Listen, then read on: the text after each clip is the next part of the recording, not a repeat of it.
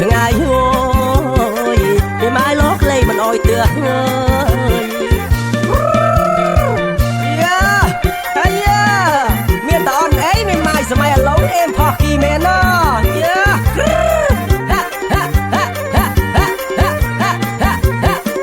ឡមិនម៉ាយបានបងយើងឲ្យបងត្រកងអបទួយបងស្រឡាញ់តែម៉ាយមួយហើយមិនអោយនាងព្រួយអារឿងប្តីហើយណែបើបាយក៏បាយ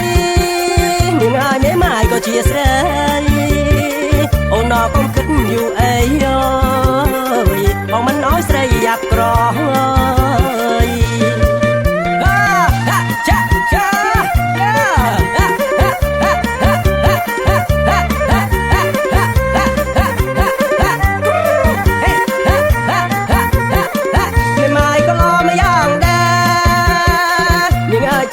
ទឿមប្តីទាំងទងធូររាំងយប់ថ្ងៃហើ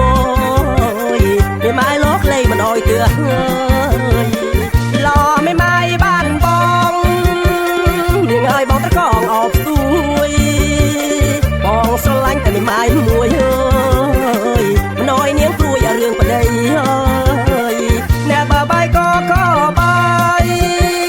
នាងឲ្យមេម៉ាយក៏ជាស្រីអូនកុំគិត